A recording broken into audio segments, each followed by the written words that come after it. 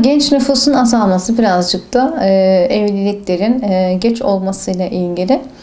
Çünkü doğurganlık oranı da buna bağlı olarak azalmaktadır. Günümüzdeki gençler neden geç evleniyor diye soracak olursanız, evet, küreselleşen dünyamızda aslında insanlar genel olarak bireyselleşmeye başladılar. Bu bireyselleşmenin getirmiş olduğu bazı dezavantajlar da bulunmakta. Yani aslında insanlar sosyal medyaya çok fazla yüklenirken bunun kendilerini asosyalleştirdiklerinden bir habersizler. Bu noktada sosyal medya bizim birazcık aslında eş bulmak için bir arayışa girdiğimiz platform haline geldi.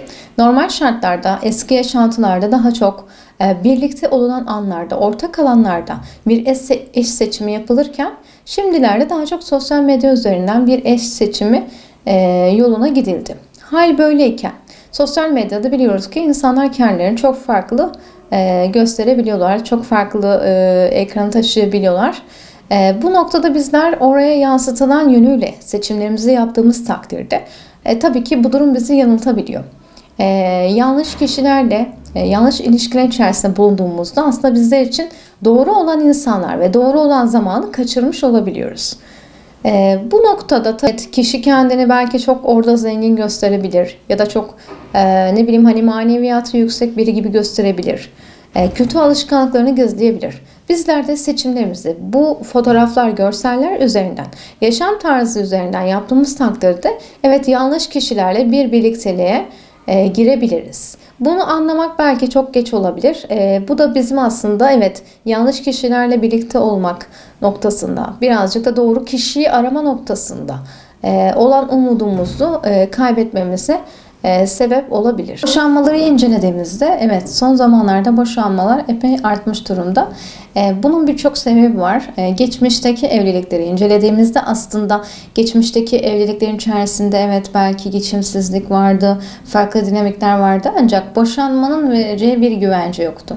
Şimdi günümüzde boşanmanın vereceği bir güvence ve özgürlük alanı, kadınların iş hayatına atılması, bir ekonomik güvencesinin olması ya da eskiye göre ailenin biliyoruz ki eskiden aileler kızı evlendikten sonra geri yuvası dönmesine çok sıcak bakmazlardı. Şimdilerde olduğu gibi kabul var. Kişiler kabul gördüğü için aslında bu biraz daha kolaylaştı. Seviyesi birazcık bu anlamda biraz azalmış. Beklentiler de bu doğrultuda şekillenmiş durumda. Şiddetli geçimsizlik. Aslında bu şiddetli geçimsizliğin içerisinde birçok faktör var. Bu birazcık aslında evlilik beklentisiyle ilişkili. Çünkü insanların evlilikten beklentileri çok farklı olabiliyor, örtüşmeyebiliyor. Sorumluluk alma noktasında eşler arasındaki uyumu, dengeyi sağlayamıyorlar. Bu birazcık aslında hayal kırıklığına sebep olabiliyor. Bu hayal kırıklığının getirdiği mutsuzlukla evliliğinde aslında mutsuz bir evlilik sürdüren bireyler işte ne olabilir? Boşandıktan sonra alınan nafaka kişinin güvence altına alınmasına yol açmış durumda. Haricinde işte kadınların çalışma hayatına atılması.